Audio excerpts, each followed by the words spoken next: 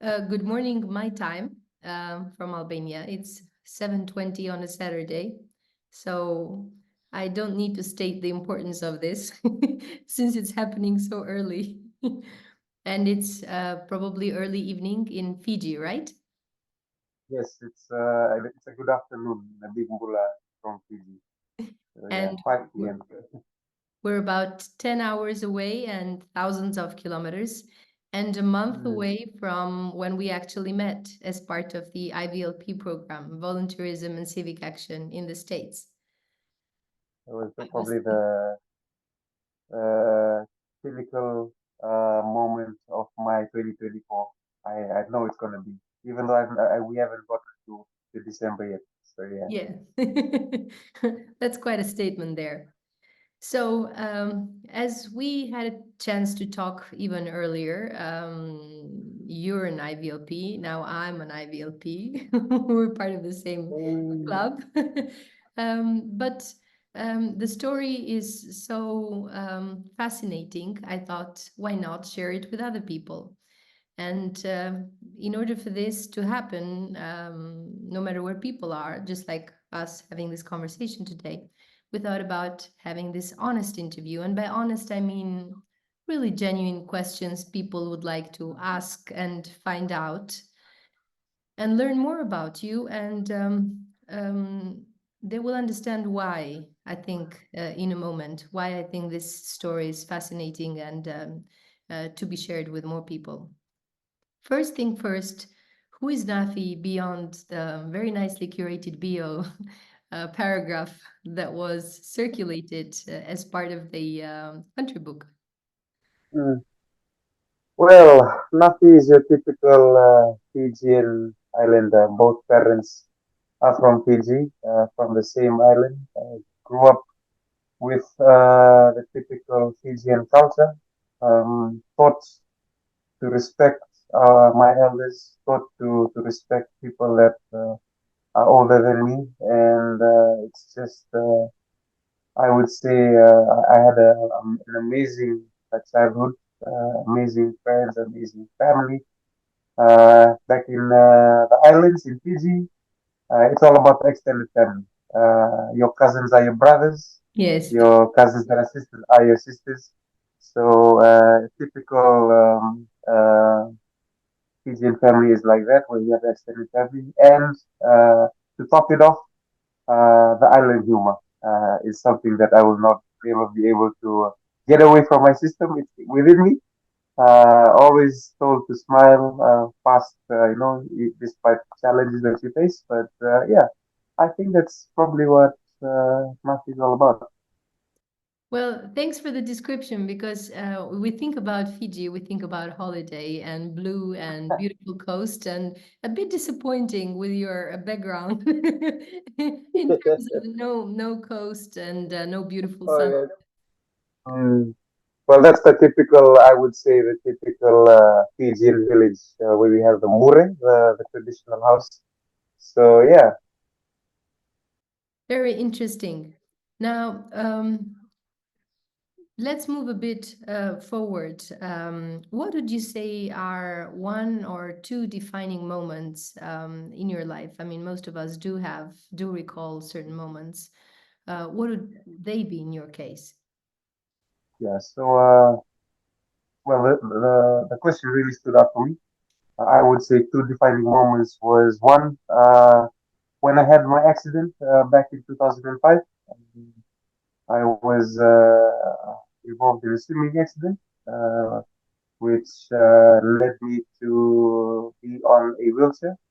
I am a what you call a tetraplegic, C67. So I was swimming and I broke my spine into two places. That was probably the first funny moment. And my second moment was probably a sad one, sadder than the accident that I had was losing my dad at a very early age. But that's something that I would say has developed and probably shaped and molded my life. But yeah, two defining moments was when I had my accident back in 2005, and then I think losing my dad back in 2000. I think it's 19 or 18, if I'm not quite sure. But yeah. Going back to the first moment, in 2005. I mean, that's what, about 19 years, Yeah, 19 19 years years, in December. This December. 19 years ago. Um, Probably, I mean, to be honest, I would have quite a few questions because you say swimming, and it's one of those things that happens so naturally in an island. You just don't see it coming. Um, and of course, defining in that, it completely changes Mm, the way that you are supposed to be living mm, your daily life. yeah, If you don't mind me asking, because this is probably one of the first times that I can approach someone with such an insight. A few more details. I mean, what was it like? What did it feel like? I don't mean the accident, but like mm, the recollection, or the the idea of what had just mm, happened. Or were you too young yeah. to actually comprehend the importance of it? Mm, yeah. Well, having an accident at that early age, I was actually 16 back at that time in 2005. Young kids, young teenager, going through school, having a future ahead of you, thinking about going into college, university, starting a family, and that's what we were actually taught in terms of like coming when you're coming of age. And I was at the age where I was being told, you need to think about the future, what you wanting to do, and and then all of a sudden, this accident hits, and everything stops. The world stops for you. You're now not thinking about the future. You're not thinking about what am I going to do, if I'm going to get married and all these things. It's just, am I going to survive these next few days? And being in the islands, you're not. I would say you're not really open to a lot of medical commitments or medical interactions that you would get in other nations. So I had to withdraw with what I had. So yeah, so it was a very defining moment where you were told to stop thinking about your future and just try to think about just getting to the next day, and that's a pretty quite a big I would say jump in terms of what a 16-year-old should go through during that time. But yeah, I'm very, but I'm very thankful that I went through it and I got out and I'm here now. With a smile on my face and speaking to you. So yeah. Well, as you were explaining, I was thinking, there we go. We meet in Washington, D.C. 19 years later. So certainly there must have a shift must have taken place. And I wonder, what does it take for you to work your way out of that kind of thinking that is so Mm, culturally based as well? You're related to the possibility of a family, to, mm. all the dreams that a teenager rightly has at that age. So I would say two things that really helped me out get out of that dark situation and having a really dark time in my life, trying to have that transition of you might be sitting on the wheelchair for the rest of your life. Two things that really helped me out was something is my faith. My faith, I'm a Christian, and that was something that I really held onto and I clinged on very much. The hope, and I found hope, I found freedom in terms of being a Christian and going to church and being taught that there is another way out of this. Just getting out of that thought of darkness and sometimes even suicide. I might dare to say suicidal thoughts. And one was my hope in my faith, and the second thing was my support and the love of persons with disabilities. When I started to carry on, I really wanted to not look at myself as something that for the next 19 years I would be lying down on the bed. But what I did, I would look back and I would see other persons with disabilities that were really not well off in terms of services, and I would say, and seeing them pursue a career, pursue life, and I was just telling myself, if this person can do it, hey, I might get a shot with it, and try, and at least if I try, I'll see what would happen. So yeah, but 19 years later, we're here. Well, I'm certainly grateful that you did that because otherwise we wouldn't have a chance to get to meet you and Johnny Definitely. from Fiji. Yes. Um, now we are back to you 19 years later. What do you do exactly? You started talking a little bit about um, reaching out and seeing more of the community of people with disabilities. So, how does that relate to what you do as an occupation, as a full-time job? So I'm very honored to have a full time job at the moment. Hardly you see a person with a person who is a quadriplegic having a full time job. I am what you call a disability inclusion coordinator for an organization called the Fiji Facility Support Program, and I've been seconded to work for the Ministry of Health back in Fiji. And my job is to provide disability services to our nurses, and also just being a part of the disability community, and providing services to persons with disability that need it, whether they be in the rural areas, where they're very remote of the remote. I'm saying like 3 days, 3 days boat ride. You're saying like hikes into the interior of Fiji where persons with disability are not really are really limited to the services that they are being provided, and just working with organizations that are here in Fiji, and that's where my heart and passion lies, serving persons with disability. Because one foremost, I know what they go through personally, and I've been through it, and I think that's where the heart and the passion keeps on driving me. Every morning I wake up, I'm being reminded, and I'm being, thankful of the life that's been given, and just to continue to pursue services to persons with disability and provide for them. So yeah. That actually brings me to my next question, which was, is that actually your life purpose? Am I wrong, or do I actually see a match? You're doing a job which you really much enjoy and which is driven by what you went through yourself, and that you seem to have found a purpose in this, trying to basically support, help, advocate in any way you can for people who are in comparable situations. 100% true.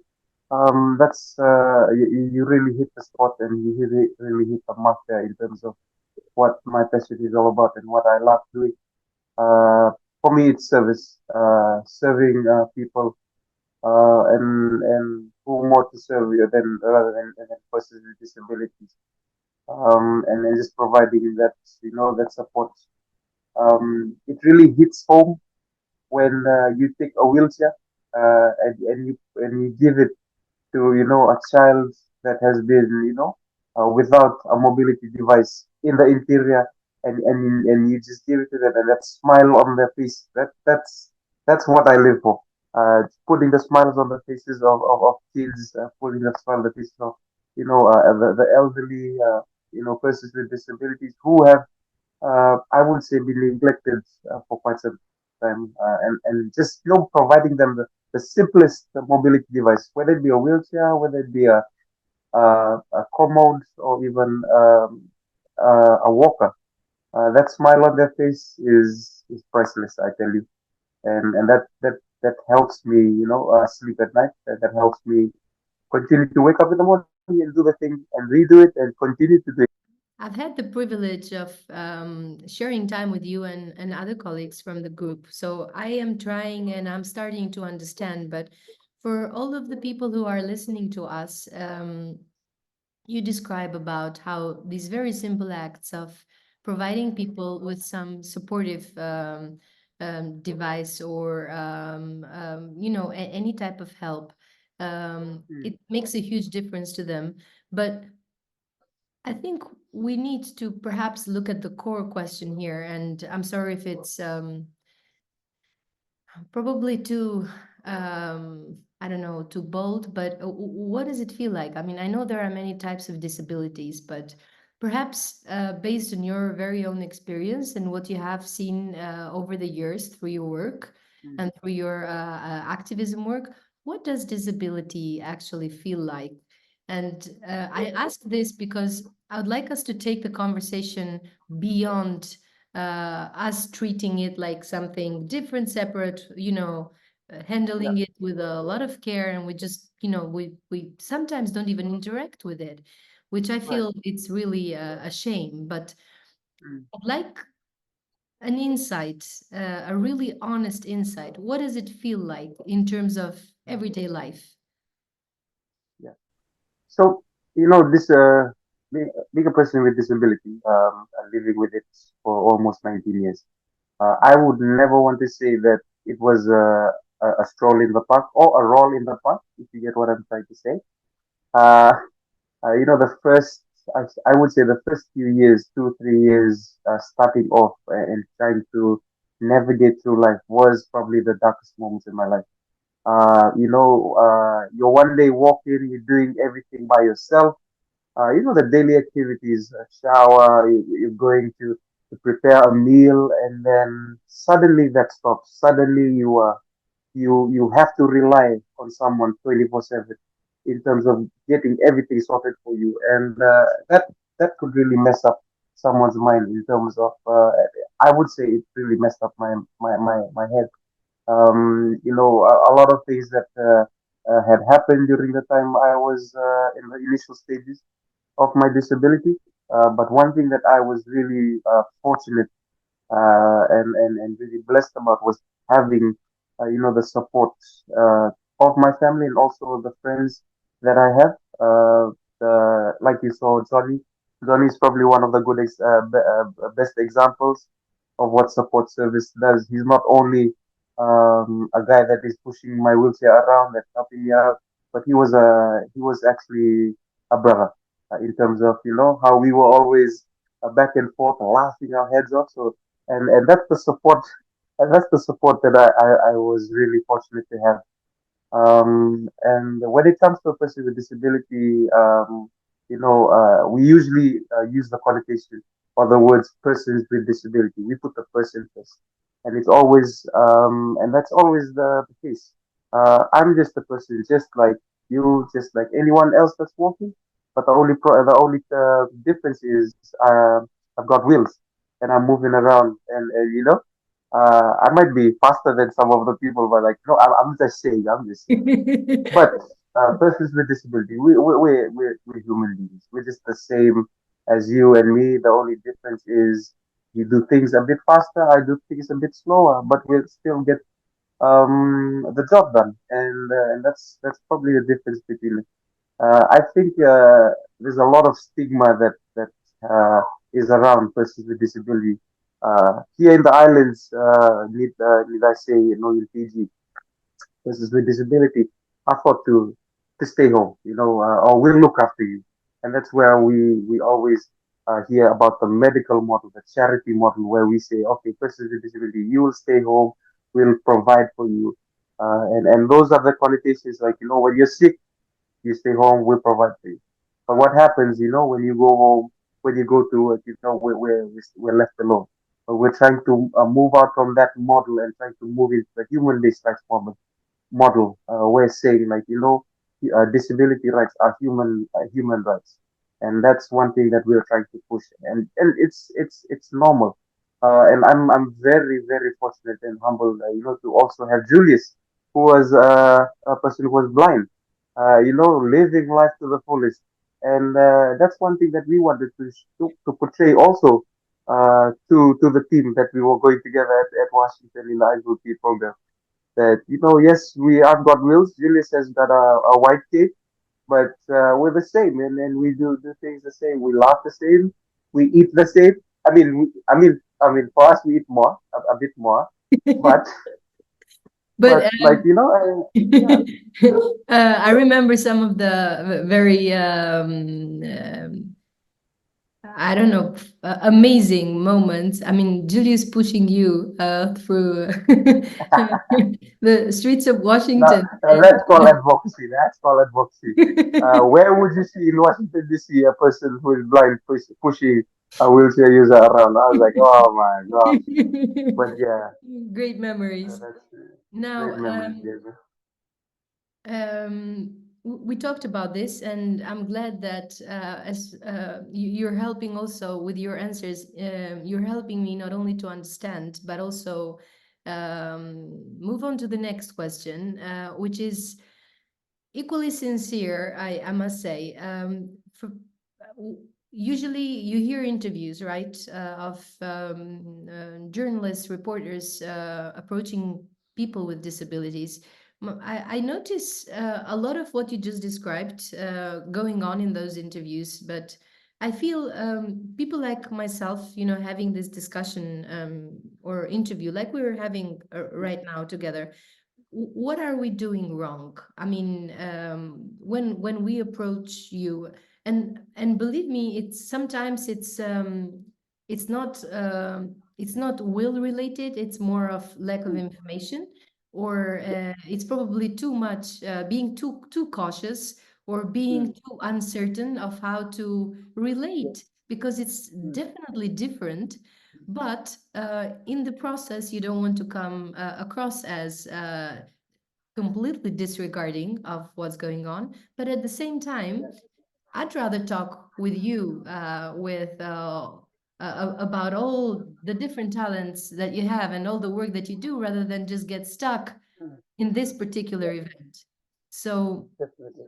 can you please help me and other people, you know, Yeah. understand not the limits, but I mean, what are we doing wrong that we could perhaps try and improve in the process?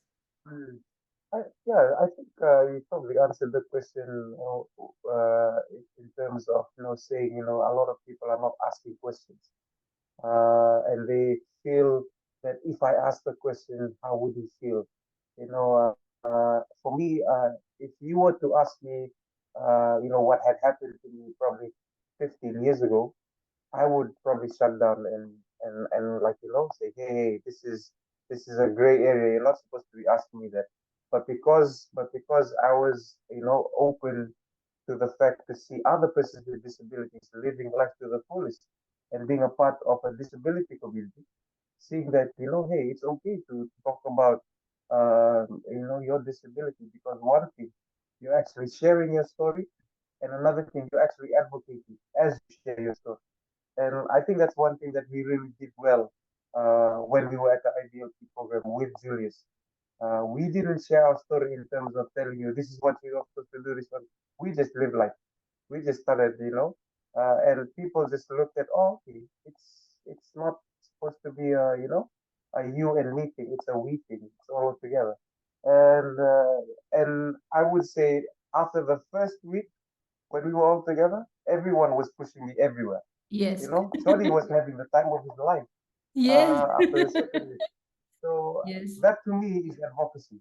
When someone comes to me and wants to push me, apart from study, I've done my job. I didn't even have to, talk to you guys about, about, hey, this is my right. You're supposed to be, and everyone just did it on this because we were interacting, just as like you would interact with an able-bodied person. By the second week, I think you would have noticed. Danny, after the second week, he was just moving around, and Yes. we had other people that was guiding Julius. So Yes. that is advocacy, and with those thoughts, 14 or 15 of us are gonna take back that same memory, and when they go and meet other persons with disability, they know what to do. They already It's gonna be a normal thing. It's not gonna be okay. He's a wheelchair user. Let me just make way. He's no. He's gonna come and hey, I have a friend that was on a wheelchair. We were together in Washington D.C. And that's for me. To me, that's true advocacy. That's true. Spreading the word of what persons with disability is supposed to be treated, just as the same way as anyone wants to be treated, whether despite of their disability, culture, creed, and then just have fun. And I think we actually did our job very well when we were there. So yeah, I'm glad I asked the question, because, to be honest, my perspective on this is, pushing the chair, or you mentioned Julius, describing to him details about the context, because of yeah, course he was very perceptive yeah, himself, but things that yeah, could help in having as close of an experience as we were having. The rest of the mm, group, was just a way of basically sharing time and enjoying mm, company with yeah, both of you. So mm, at least this is how I saw it. And if it took pushing a wheelchair and as part of the walk, that's yeah, just fine, or mm, I remember there was also this moment where, like, people were sort of no, I'll do it, no, I'll do it. There was this for instance, with I mean, even with the guys, or Bato, or with Kat from yeah, Paraguay, or mm, all the other people in the group.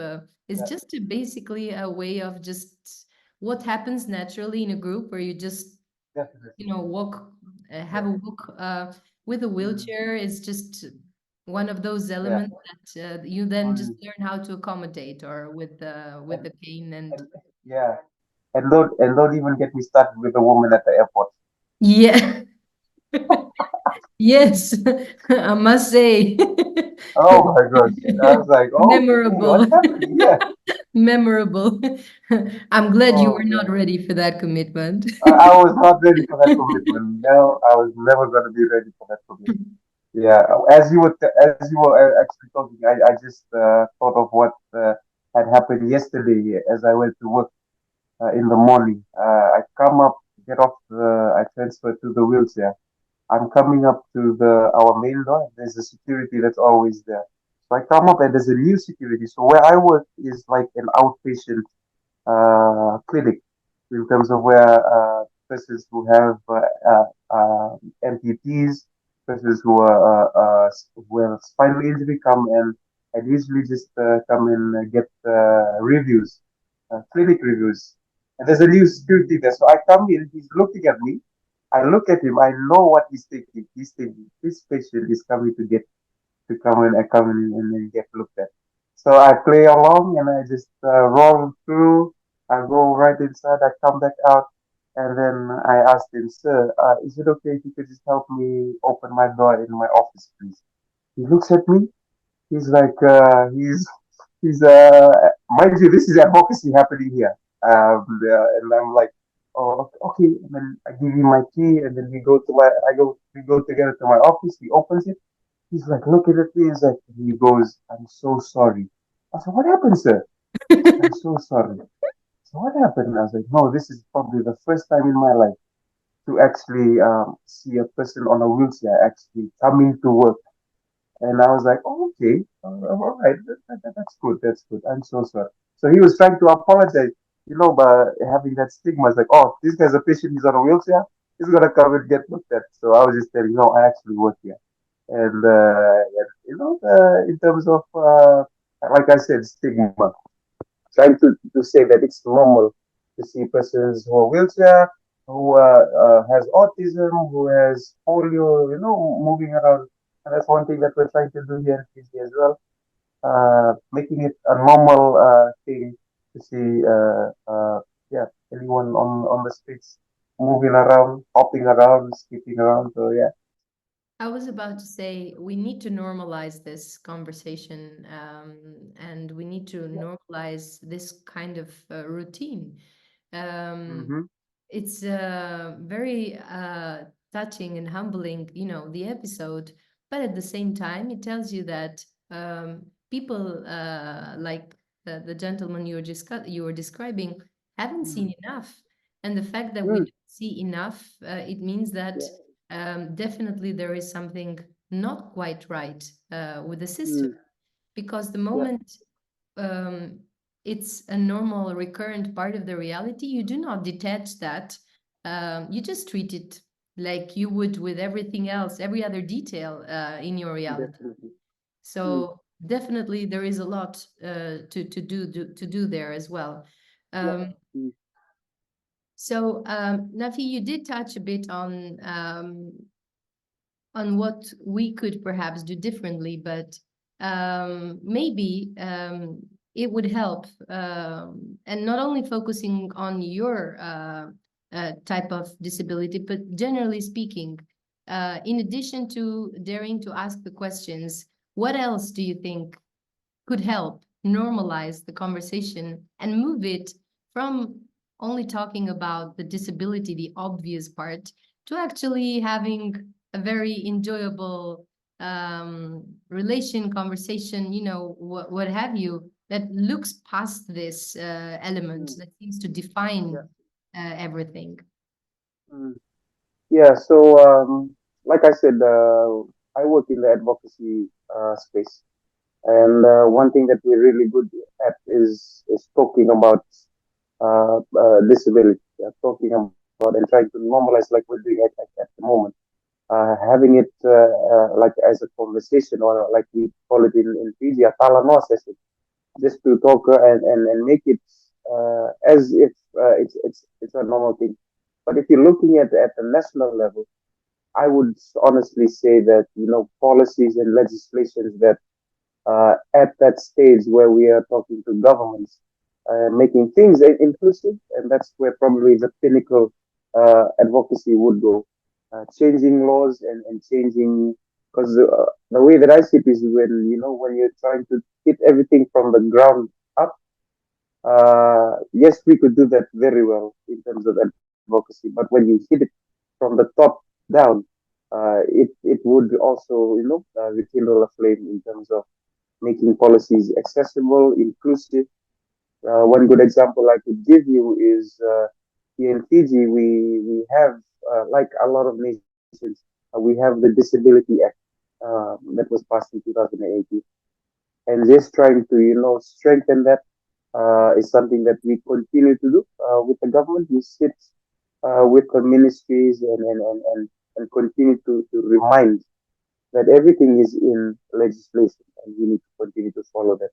And when that trickles down to the community and when people know their rights as persons with disability, and also able-bodied people know the rights that persons with disabilities have, is something that I think we should in Fiji continue to work strongly with.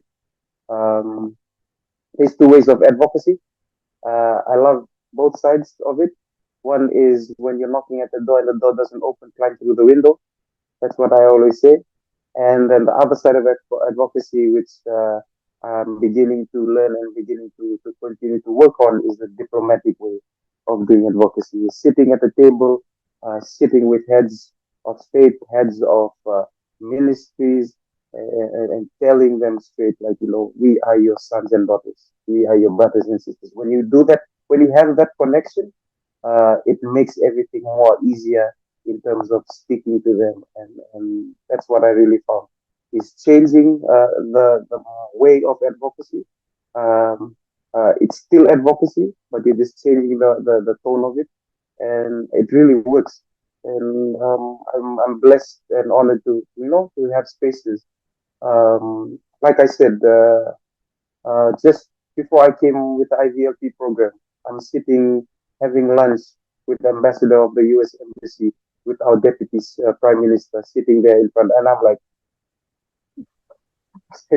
oh, no, what am I doing here? But doors have been open, and opportunities, because people have seen, like, the way that we approach advocacy for disability has different is different. The tone is different, but the punch is still there, and that's one thing that I'm very fortunate to have to continue to work with ministers and people that are in legislation and looking to policy and telling them, hey, we matter as well, and this be strengthened. And I think that's one way that we could also, address inclusion when it comes to persons with disabilities. And to make it a bit more tangible, or simplify it, we talked about the work on advocacy level on influencing policies. But after all, this is all about making life easier on a daily basis for all of the people who have some sort of disability, right? So, just as a reminder for people who can actually have a say in this decision-making process, what are some of the key issues that you or other people you have met through your work, um, issues that you're faced with and that could be easily solved? And by that, I mean a reminder as to why these policies are important, why these laws are important, because they reflect on the quality of your daily life. What are these aspects in your case in Fiji? Because I guess they're probably quite specific in different countries, but starting with you. Yeah. So to put things into perspective, uh, Fiji has probably got three accessible vents in the whole nation. Might I say it again? Three. And that's literally if you're close to those three vents, you are very fortunate to move around. And transportation is something that is very dear and very crucial for us here in Fiji in terms of transportation, accessible transportation. None of our public vehicles, public transports are accessible. Uh, I was getting VIP treatment when we were at the IVLP program. Sonny had to only carry me once. But if we were in the IVLP program here in Fiji, Sonny will be carrying me everywhere. So, I'm just trying to put things in perspective in terms of, transportation is one. I would say also financial burdens that have been put on persons with disabilities. In Fiji, the allowance scheme that has been given to persons with disabilities is $19 per month. So that's $90. If I were to put that in American dollars, you're looking at around about, I think, $35 or $40 US per month. And we are told to use that for medication. We're told to use that. Sorry, I'm sorry. $100 per month. We're told to use that for for the daily needs per month. So if you divide that $100 for into four, we're probably what using $35 a week. A week. And if you even divide that into eight, it gets really small. But and that's what we currently face at the moment. In terms of monetary financial assistance and also transport, accessibility to transport, accessibility to services. Like what I saw in America, the ADA or the American Disability Act is very strong. And that ties me back down to what we were talking about legislation. Is keying out these legislations and keying out these policies. I'm sorry about all of that noise at the back. The No, crazy no, nephews, the no, crazy. Hey, was that? no, So no, yeah, no. and It hasn't arrived yet here in Albania, so oh, no okay, problem. so yeah, like we were talking about, tying down and strengthening policies, strengthening legislations in terms of trying to get that sorted, where we would be able to, get people and companies and organizations to say that this is by law.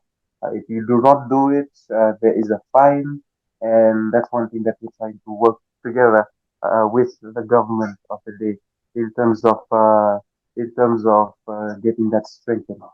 And yeah, and I think that's one thing that is really and I would say an issue for persons with disability that are facing here transportation too.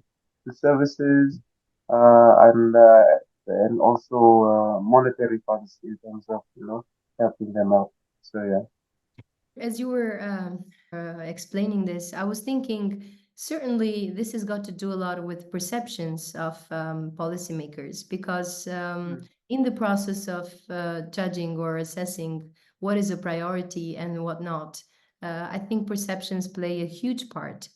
Um, Mm, and my question is, what do you think would help shift these perceptions of people who can actually take decisions that make life more dignified for mm, people with some sort of disability by basically closing these gaps or offering more um, ways of making life as close to normal as possible. mm. What do you Yeah. think?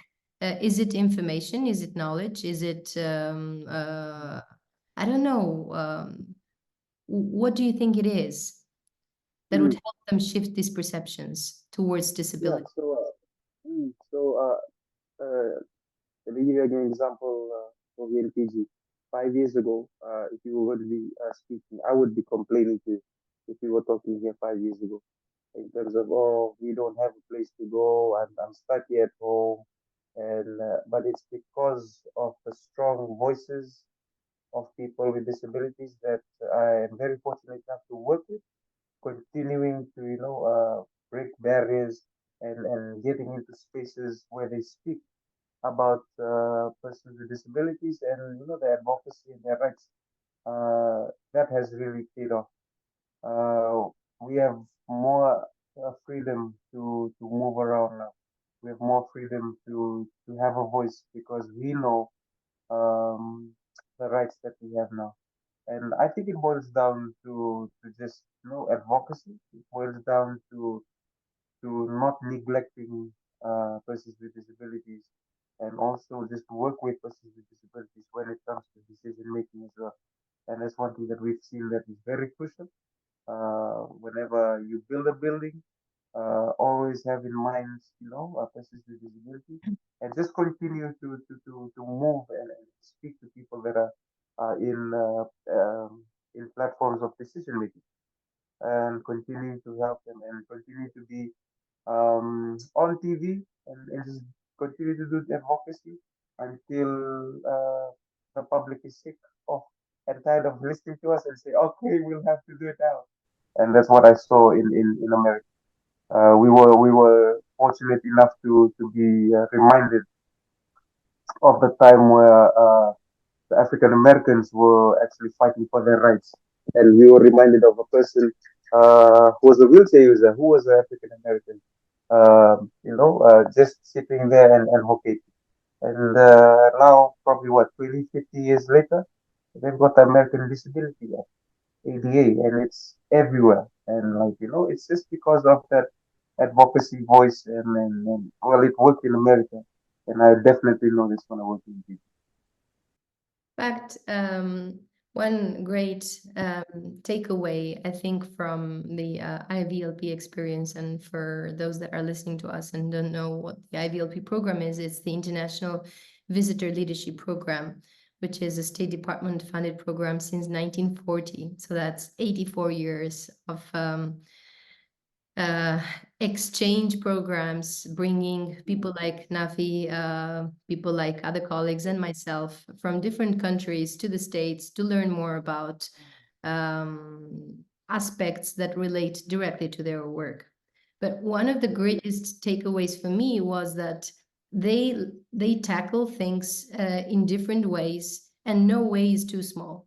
So they bring a story in different perspectives, and everybody tries in their own way, humble as it can be or powerful as it can be. But when they add up, they produce such momentum that it's very difficult to neglect or to not take into account. So Yeah. I think that should perhaps teach us a thing or two, because at least where I come from, when we set out to do something, it has to be big and important and serious and, a very astonishing piece of work, when in fact mm, I think that can be intimidating because not everybody can. So people can start small, with a few steps.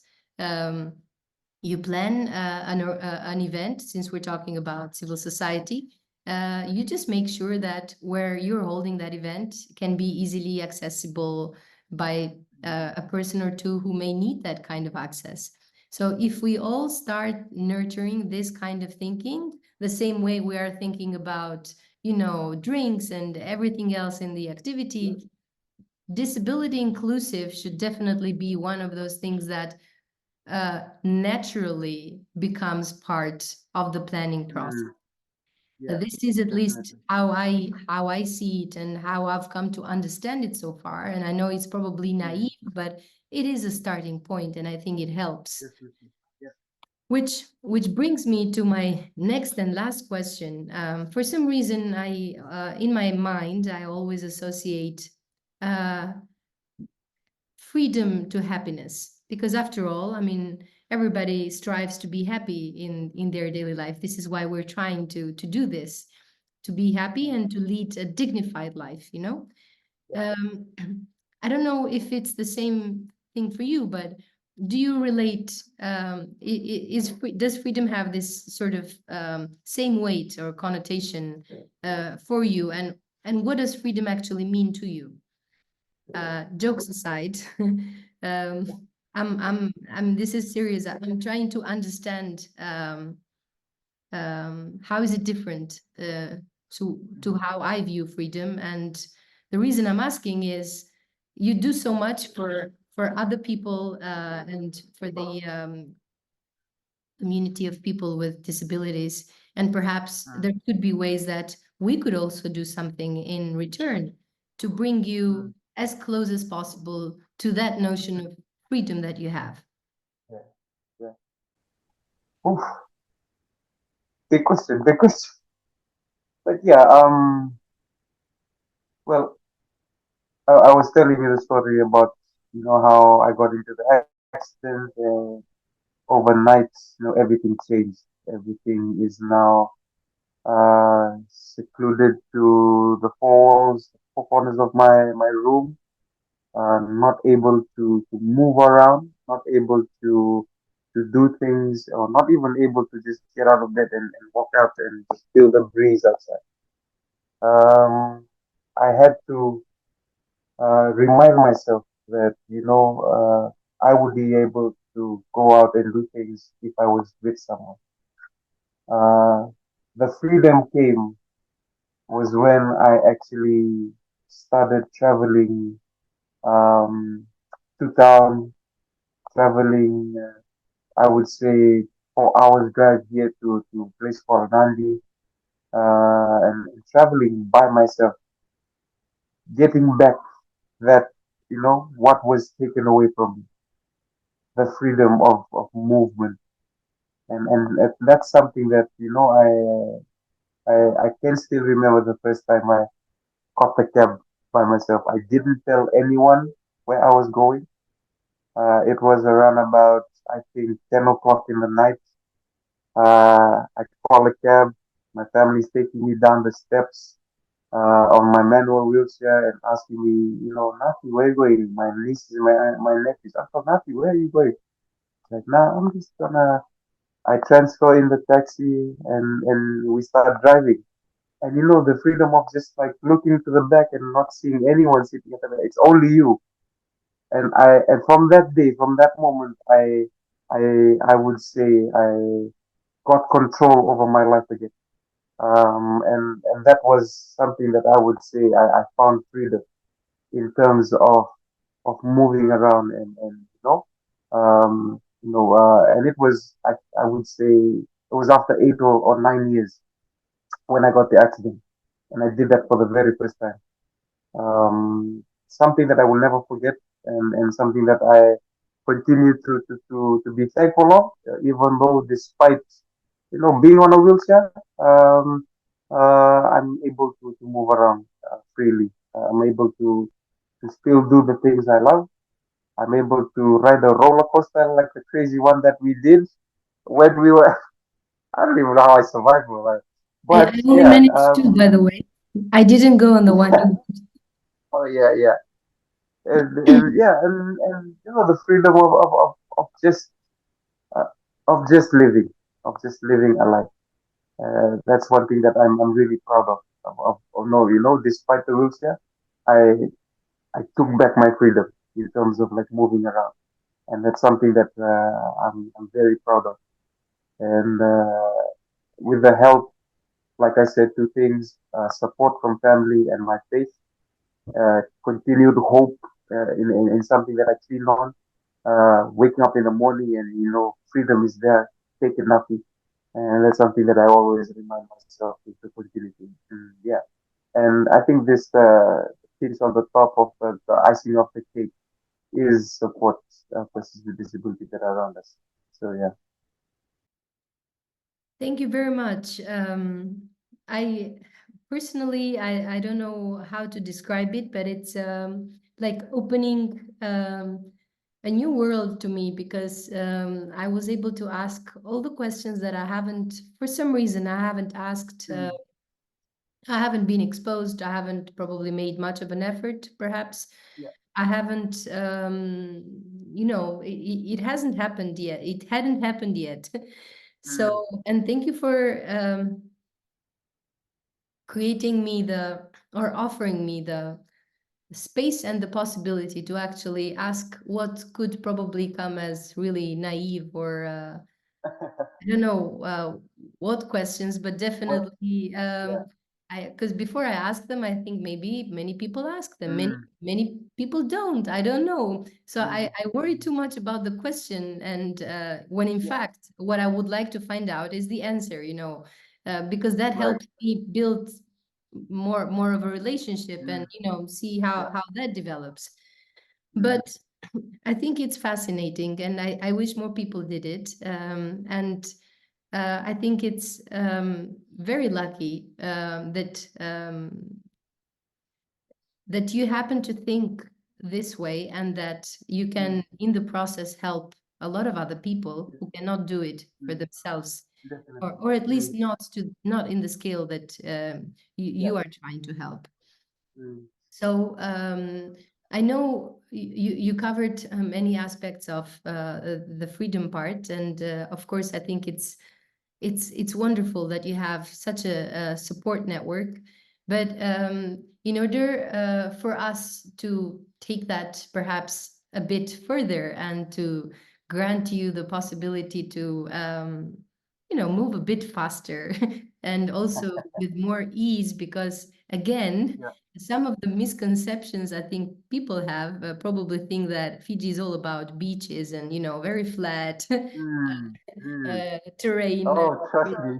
It's just a roll in the Yeah. park. But in Yeah. fact, um, also based on the some of the research I've done, and the fact that clearly you do have some very rugged and mountainous Yeah. terrain. Oh, Um, story it, of my life. Story of my life. yes, uphill. So, and of course, to make it easier, uh, we think it's definitely doable and possible to join forces, and to why not make it possible to have Mm, an electrical wheelchair, which is it's I mean it's still a wheelchair that would need some sort of assistance in certain terrains, but mm, at least it's an upgrade in terms of yeah. freedom. So Mm, we have this initiative going on, as you know, and we've invited people to get to know more about your story and to mm, see why they should basically support this cause. Because I think the easier it is for you to move, the more you can do. And this is a very, I mean, it sounds like a business proposition, but I yeah. think there is so much need for help. And if we make it easier and more comfortable for Mm, you to move around and continue with your work, I think that is just mm, great. And it's nothing, and it's a very small act. in comparison to what you do on a daily basis. So I'd like to invite everybody who is watching or listening to this very modestly concocted discussion between Fiji and Albania. I'm not even going to call it a podcast or a video cast, but it's a very honest, really very honest interview to basically learn more about you and learn more about what it means to help. No matter how much, every kind of support is very helpful, and to make it possible to basically see you rolling in an electrical wheelchair sometime very soon. So that is, as I said, a very small act, and I hope we can manage to make it happen as soon as possible. So you can send us Mm. pictures from Fiji as well, in different parts of Fiji with no Johnny. Not that we have Yeah. anything with Johnny, but maybe he can get a break. But thank you. When we were at the last workshop, and Julius stood up and addressed each and every one of us. I didn't even know what was happening. I only knew that he was going the way that he was gonna go when he was talking about accessibility. When he stood and talked about accessibility, I kind of felt that I knew where the conversation was going, but I was deeply humbled. Shed a few tears because sitting there in front of friends that have become family to me. Even though no matter what anyone says, but I would say all those guys that we were at together at the IVLP program. I always say that we met as friends, but we departed as a family. It was very humbling because for me, receiving something like an electric wheelchair to me is very humbling because I not only get to move around places and meet people, but I also, like I said, have another form of freedom in terms of moving around, like we well put it in the last question that you had put. And like I said, it was very humbling, and I'm just thankful. And we've seen people started rolling in with the donations, and every time I see someone give, I continue to be reminded of what I do. I continue to be, encouraged that hey, people are actually listening, and if we can do it for one person, we can be able to do it for other people that are here. And yeah, like I said, I don't. Thank you. I know you're the instigator of all of this, starting it off, I but think but I but think yeah, but the great thing it's not about the specific idea or the moment when something is put together. mm, It's recognizing the potential and the energy of what can yeah, come as a result of uh, a group of people coming together. And definitely. personally, as an optimist by nature, I feel that there is so much we can collectively do and that we don't Mm, do, not because we don't want to, but sometimes we just don't. It's not there present. It's not one of the immediate things you think about, and it's also life happens, and you connect to your everyday life more than other things in the background. So what I feel it's important to do, and what I tried to together with Julius and Danny and other people in the group, is just to remind ourselves that we can do better than this, and we can certainly do yeah, something small in terms of yeah, individual contribution, but big in terms of showing that we do actually care, and that mm, what you're doing, it's not invisible, it's very much appreciated, and I'm sure every person that is affected by what you do expresses it in their very own original way, and this is our way of expressing it to you. I Mm, mean, it's far away. We're far away, yeah. but with technology, I think we really have no excuse to keep Mm, complaining. Instead, yeah. just get going and doing things. So Mm, I hope people will realize the importance of this initiative, and also will get to mhm, know your story. okay. Um, to me, as I said, I'm very grateful. It's a growing process for me as well, trying to understand more about a part of a Mm, reality that I hadn't.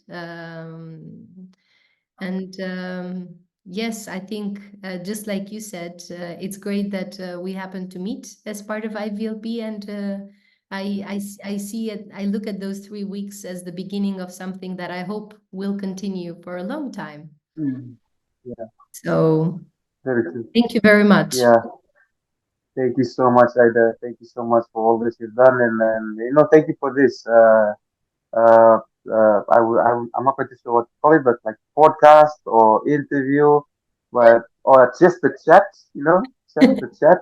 Why not? I could But say I'm yeah, qualified because my bachelor is actually in journalism, although I never. mm, Yes. so that's where it comes from. I'm really joking. I No, no, yeah, never. but I'm just like I said, I'm deeply, deeply humbled by the time that we've had, the 3 weeks that we had together, and I continue to, keep you guys in thought and in prayer, keeping you guys in conversation and just checking up on who's doing what on Insta, who's doing what on LinkedIn, and I'm just very proud and honored to meet all of you guys. But thank you for this opportunity. On behalf of me and my family and everyone that's connected to me in Fiji, and on behalf of persons with disability, this is what I call advocacy as well. Sharing a story of what person was like when he got into an accident and what he can become, and there might I say what holds in the future, and we'll look back 5 years from now, 10 years from now, probably you'll be, the Prime Minister of Albania. Fingers crossed. But Yes. yeah, I mean, that's what's crucial about these kind of meetups when we had in Avioti. When we get to a certain place, we look back as like, hey, I know you. It's like, Yes. and continue. But yeah, thank you so much, Ida, and thank you so much for giving me this opportunity, Nafi. Thanks go to you, Nafi, and greetings to everybody back home, and greetings to Yeah, Johnny. yes, And we shall keep in touch. definitely. And Oh, and there's one last thing that we're supposed to say before we leave. Chuck there, ah, Chuck yes, I there. was thinking. Yes, that's Mayur's signature Oh man, greeting Chuck to there. say hello and to say bye bye and to say everything in between. To also say, So, let's go, let's do it, let's work on that yes, advocacy, let's work yes. on what we have. Chuck there, Chuck. I love Yes. it. I love it, man. I love it. Yes, a lot of energy from Mayur as well. Mayur is a colleague from India, without wanting to start the interview from scratch now, but basically a very ambitious, a very committed, and Yes, definitely definitely. a very, very energetic Nirman leader from India. And I Mm. think he made sure that everybody knows that. Everybody that he met in the States definitely knows about Nirman. They may not remember other things, but they will definitely remember Nirman Definitely, and what Nirman stands for. definitely. And I think that's just Yeah, great advocacy in action. So yes, Chak De on this note. Chuck there. And let's keep up doing what we're doing. And who Yes, knows, IVLP happened. Other great things may happen in the future as well. definitely. Oh yes, definitely. Bye bye. All right. Thank you so much. What am I? Greetings from Albania.